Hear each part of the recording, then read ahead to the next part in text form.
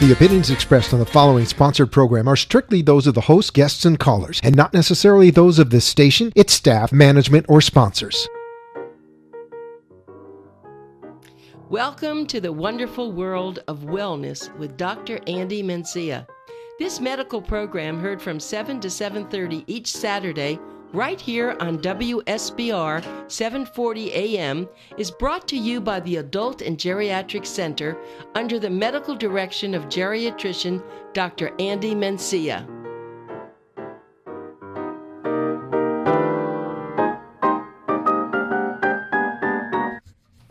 Good morning, everybody. Good morning, everybody. It's not 7 o'clock. It is not 7 o'clock. It's 6:30. Somebody changed the time on us. It is. But I love it. Yes. Well, Dr. Mencia always complains he never has enough time to share all his information. So I told him whenever I have an extra spot at 6:30, he's it.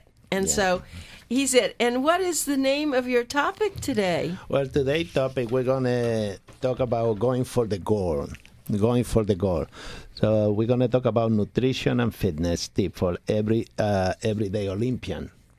Well, we have an everyday Olympian here in the studio at WSBR, and his name's Richard. And Richard is actually, he's a fantastic guy, but he has had, I guess we can call it an addiction, like I have a food addiction. He has a smoking addiction. I thought your addiction was sex. It's food. It is. It's everything. It's the food. Good morning, Richard. Sex. Food Everything for the body. related to sex. Wait, isn't sex food for the body? You know, when I look at the magazine, Boomer Time, and I see the guy taking off the clothes, I say, there go Anita It's not the again. guy. That's a girl. Oh, that's a girl? I don't know. I didn't look that close. You know what? That is a girl, but you're right, because you don't see anything else. Yeah. Whoa. Richard, Only good you would morning. do Good that. morning. Interesting to be on this side of the glass for a change. Right. So go ahead, Dr. Mencia. So, Why did Richard, you even talk to him? It was you were the one that started this with him. Well, we were talking, me and Richard were talking about the when the hypnotherapist came to the show, Pam, and we were talking, and, you know, Richard said, you think that's something I can try because I'm definitely a heavy smoker. Pack a day. A pack a day. Easily, yes. Easily a pack a day. And for how many years, Richard, would you say? Too many. Too many. And how many times have you tried to quit? Oh, about 4 times, 4 or 5 times. So imagine that. And he did it the first time, and it didn't work on him the first time. I mean, he went. Wait. Just tell us what he did. He came to the office. He saw my hypnotherapist. They worked together. Yes. And usually when you go for hypnotherapy, the first time you're scared. You don't know what's going to happen. You don't know if you're going to quack like a chicken or what they're going to make you do. You know, it's scary. You know, if any of us, if you think about you going for a hypnotherapy, you don't know if you're going to be saying things you don't want to talk about. And because you're giving yourself over to somebody. Right. They put you on How nice. They put you on a deep sedation, and you just give yourself to that person, you know. And what the person focuses in the subconscious on the subject you're trying to do. Like I had one of my patients that was eating her hair. She was what? Eating her hair. What do you mean eating her hair? Eating her hair. It's like biting your nails. It's like biting your nail, eating your hair, smoking, eating too much. I mean, there's so many things. You know, nervousness, so many things that you go to the and the hypnotherapists work with that topic. If they don't go into your sex life or your sexual preference or your food, if you are there for smoking, you know, they deal with your topic. You know, they are professional people, hypnotherapists. And how was your experience, Richard? The first time was fine. Because I definitely wanted to quit. I was very much into it. Did you like her? Yeah. I mean, she was very nice, and she was very nice, very pleasant, soothing voice, and and I was into it, and I really went deep a couple of times that she had to pull me back, but a very deeply ingrained habit. Right. So after a few hours, I must admit honestly, I was ready for another cigarette. I mean, I had gotten rid of all my cigarettes and the matches and the lighters and everything. Everything was clean, but you know what? The car smells, the clothes smell. That's right. You know, your places you go smell, they remind you. Mm-hmm. So it's a battle. It's a battle. Right. So the first week didn't work out too well. Then the second time? The second time, 2 weeks later, because I was too busy to follow up a week later, I was more mentally prepared. I had also called the Florida Quit line and got my patches for a little physical support, as well as the hypnosis being the mental support. And, of course, still very much mentally into the quitting. Well, it's Saturday now, and yesterday was a week. I haven't had a cigarette. Don't get me wrong. There are times when I would sure like to have a cigarette. But beside the patch, we're doing something else. Tell the Well, audience I've about... gotten this stuff from Europe. It's called Oliver Twist, and they're very expensive to buy here in the United States. And actually, the shipping cost me more than the product itself. They're difficult to find, even on the internet. And when I need a little extra boost at those times when I would definitely go out and have a cigarette, I put one of these in my cheek and suck on it, give it a little bite and get the juice out of it. And so it gives you a little bit of like the nicotine it's tobacco. But it's not chewing tobacco. No, it's not chewing. Not the same. No, it's more like... it's a like a mint, more than a chewing tobacco type of thing. Yeah. Well, why don't you talk about the nicotine? Maybe this is a good time. I mean, because he's trying to fight something mentally, but his body also has something it has to fight. Well, it's mental and physical, because the nicotine is a chemical, and it will go into your body just like any other chemical. It will create receptors. Now, in Richard's case, those receptors, they are still live and kicking.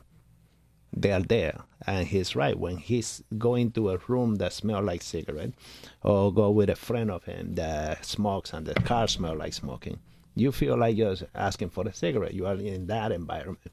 So what happened, your nose receptors are still there. Now, if you put me, I was talking to a girl, and she said, come on, I'll give you a ride to your car. When I got in the car, it smelled like cigarette, like crazy. I wanted to get out of there. I just wanted to walk. And I said, it's okay, I'll drive you. And I said, like, no, let me walk. I don't want you. No, but it's okay, doctor. I said, no, let me walk. I want to walk. Because I cannot tolerate. My receptors are completely shut down for nicotine. Well, you reject it. So I reject, because, but in your case, your receptors, they're still wide open. With time, what's going to happen with Richard, those receptors, when you are not smoking, the receptors start shutting down. Then cigarette will be a neutral stimulant. It won't be anymore a pleasant stimulant. You won't be craving the cigarette anymore. And that's why you see the same thing with people that eat salt. People that are used to eating salt, they open those receptors in your tongue, because you have a ton of receptors in your tongue that taste for sweet, for spice, for salt. Once you stop eating salt, then those receptors start shutting down. Yeah, and I've stopped adding salt to food, because there's enough. I haven't added salt to anything I eat in the last 3 years easily.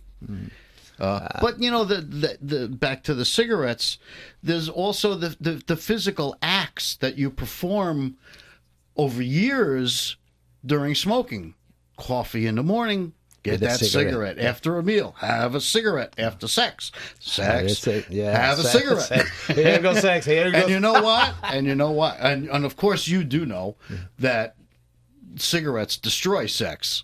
Right, exactly. Because they kill the arteries and the blood flow, and so same thing with vision. Cigarettes is a relaxant. So after sex, you have the cigarette to relax you. You know, the caffeine in the coffee trying to lift you up, the cigarette trying to balance you out, and that's why you see it's a real drug balance. Exactly. It's terrible. You know, it's a cocktail of drugs. Well, I have to tell you, I am very proud. Richard's really a nice man. He's so helpful to everyone. And we are not out of the wood. I we're understand. Still fighting. He's still fighting. I know. This is not that we are, we have won, we are winning. Yeah. So, well, but he's encouraged me because he's going now for the goal. I don't smoke, but I love to eat. So I am now going to go to the hypnotherapist. I have done this before over the years. I love it, actually. And I'm going to go do it. And you will get it done. Yeah, I will, right. If Once you want it. Exactly. It's the extra boost. As Linda says, yeah. you know. Yeah, that's right. That's true. In the book, if you want it, if you think it, it'll happen. That's exactly. Right. That's right. And that's what we're going to do. So, Richard, you've been wonderful, and we thank you so much. And Thank you, Dr. Richard. Mencia, Thank you. that was nice of you to encourage him to do that, because it takes someone like you. He admires you a lot. And I think that's what your patients do. They come in, and they don't really want to do something, but you pull the old Mencia thing on them, and you look at them in the eye, and you say, "Why didn't you do this?" And how are they going to refuse you? Yeah, that's absolutely. what it is. And it's the show that we do is simulcast in 2 stations. Yes, it is. And it's all thanks to Richard. The guy is a genius. He's fantastic. He is. Yeah. And so if you could help him in some way, we really Absolutely. appreciated that. And we do want people to live longer. One thing, Dr. Mencia, that we have noticed, that all the physicians, everyone I've ever had on the radio show, when they start talking about what people should be doing, they always talk about no smoking. That's right. They always talk about no smoking. It's like one of the highest things. Sure, you want to have a good diet, you want to exercise, but smoking's at the top of the list. That's right. But you have to mean what you say to the patient. Smoking and many other bad habits out there. You have to understand what the patient is going through, and that's what I do at the center. I try to identify myself with my patient, and I try to be passionate about their objective, their goals in life. And empathetic. You also empathetic, right? You're passionate, but you also are kind, and you're in the way that you understand them. And I have patients, so many patients with diabetes and hypertension. Last time we spoke about one of my patients with the aneurysm. Remember? Oh yeah, aneurysm. And, that was a very good show. And I tell the patient, I say, listen, I'm always here for you. Never feel bad if you, as a diabetic, you're trying to follow a good diet and you fail. It's okay. And, that's what we did with Richard. I said, listen, you failed the first time, it's okay. I'm still here. I never looked down at him or, got upset at him. It's okay. We're going to fail, but just, can you get back on your feet? Let's try, And as long as you are there for your patient to do it 1, 2, 3, 4 times, as many times as needed, we are human beings. You still, because the thing is with many doctors out there, they trying to help you with a problem, right? And then they get upset when they get to a point. They say, it's taking too long. This is taking too much. I had a patient that came yesterday with a suitcase full of medical record. And the last thing she thought is that I was going to sit in there and go through that suitcase. She said, Dr. Mencia, everybody I've been through, nobody want to even look at my record. I said, well, I want to look at your record. I want to listen to you first because, she's a young woman in her late 40s, But, a lot of medical problems, unfortunately. And I say, I want to listen to you. I want to look at your record. They are important to me. But I want to hear what you have to say. And she started crying, and we go through the whole ordeal and what have you. So we have to be there for our patient. We have to be there. We are human beings. And because of my Taekwondo background, I try to be not only their doctor, but I try to be their coach. And when I send my patient to see my dietitian or the psychologist or the hypnotherapist or any other consultant, I tell them, we are this person are here to coach, to help you out. They are not to dictate to you. We are not dictating anything. We're just coaching. Just like when you go to exercise, the coach cannot sit and do the machine for you.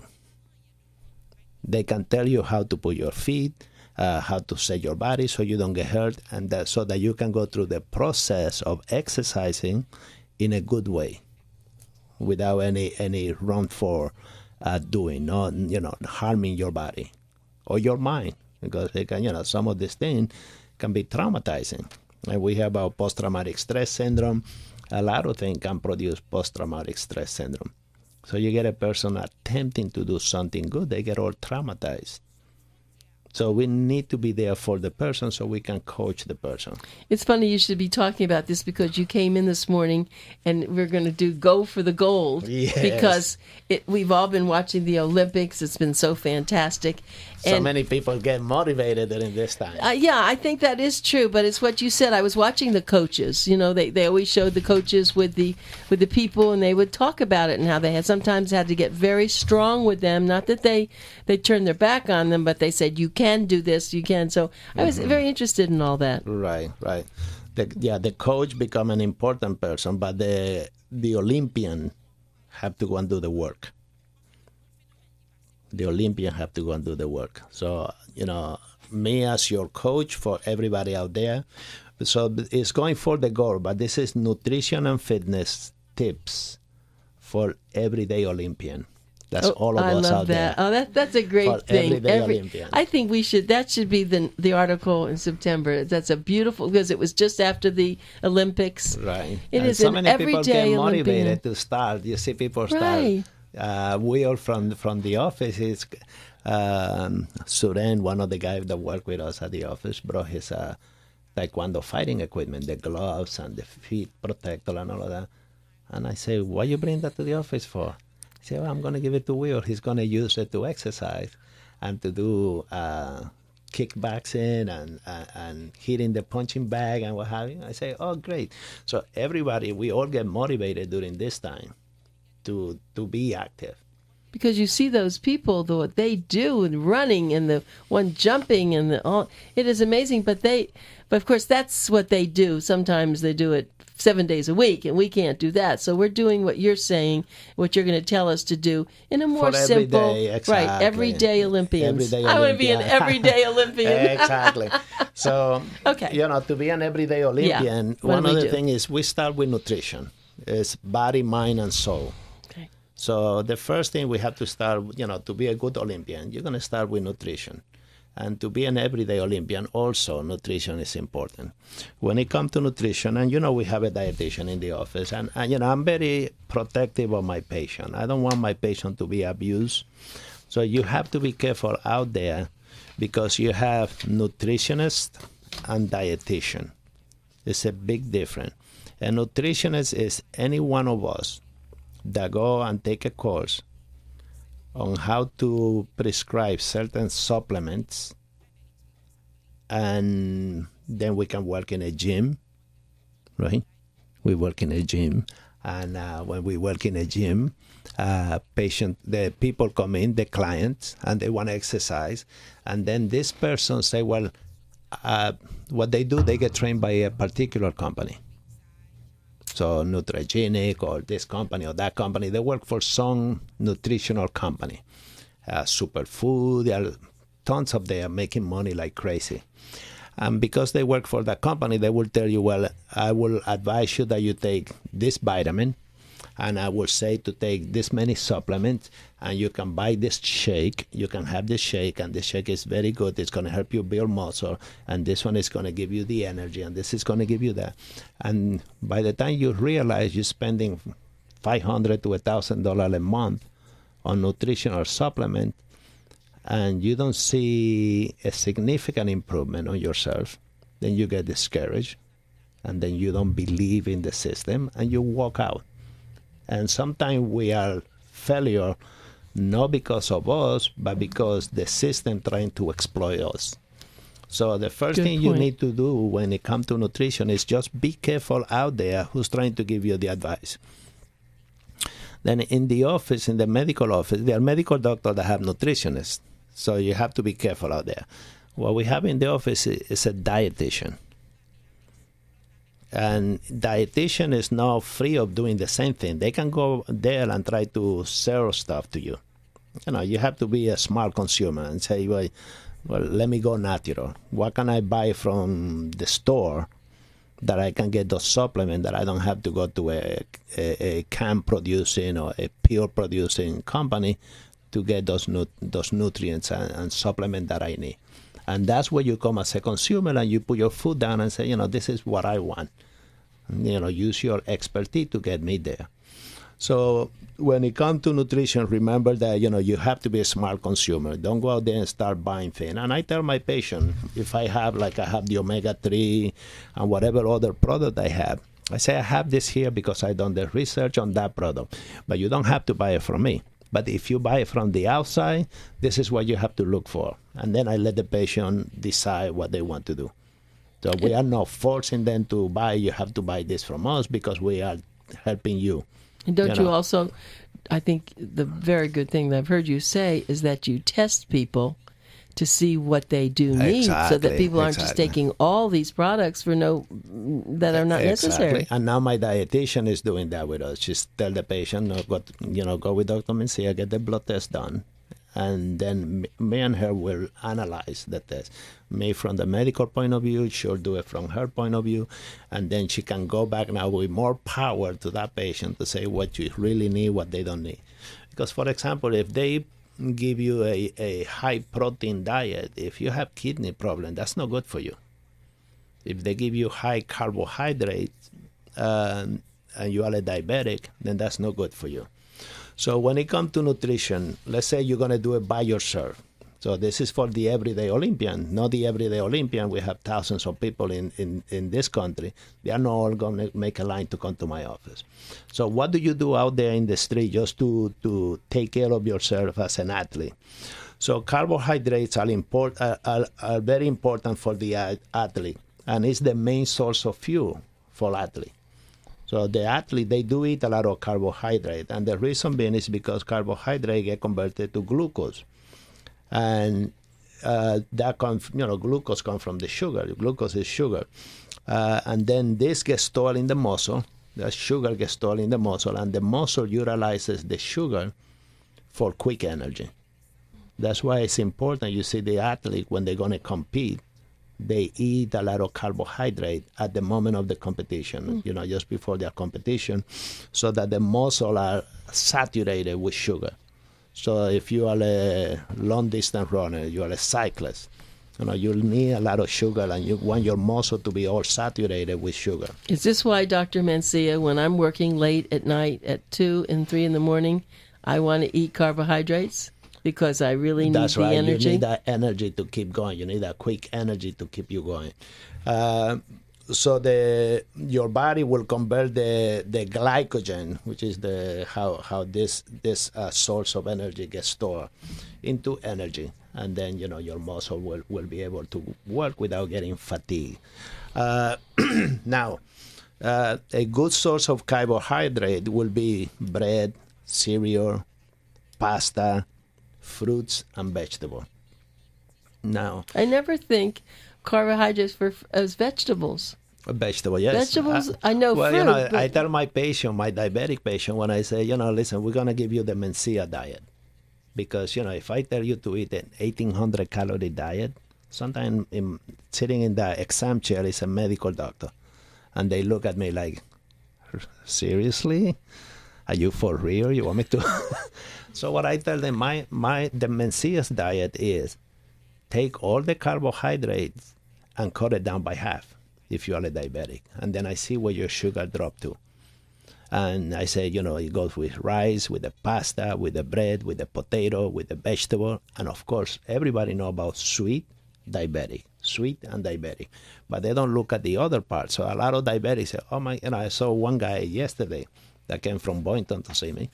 And he said, I eat, and the daughter was there with him. So he was telling me the truth, new patient. He said, I eat not sweet because I'm a diabetic, but I don't understand why my sugar is over 200. And it's, Spanish guy.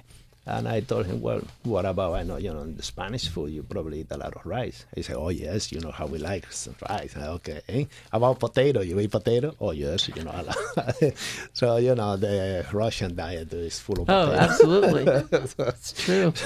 So for my Russian patient there, potato is starch. So, and for, rice, also pasta. For our Italian patients, pasta. Oh, I eat a lot of pasta. I don't eat sweet, but I eat a lot of pasta. So all of those are carbohydrate. And when you overload your body with too much carbohydrate, then the important thing is that the carbohydrates are important for us as athletes, regardless of our age. But too much carbohydrate, it will go into the liver. And guess what? Instead of getting converted to glycogen, they get converted now to triglyceride, to cholesterol. And that's why if you are a diabetic and you keep track of your lab, go back to there as soon as you finish with the show, or as you listen to us, because we're going to be with you for an hour. Oh, yeah. So go to your lab and look at your sugar. Whenever your sugar was high, go and look at your triglyceride. Usually it's on top of your lab. And you have total cholesterol, HDL, triglyceride, LDL, etc., etc. If your triglycerides are high, that means you are eating other source of carbohydrate that is making your liver produce too much triglyceride. And I think what he wants us to do in there, Richard, so he doesn't start to smoking, so he's going to go crazy. We're going to go to the news. Yeah, we'll go to the news. We'll do a commercial. We'll go to the news, and then we'll be back right after the news. And we're going to do some funny things here in the... That's the background song. He's his own music. Yeah. Okay, everybody, don't leave, please. We have so much more to tell you.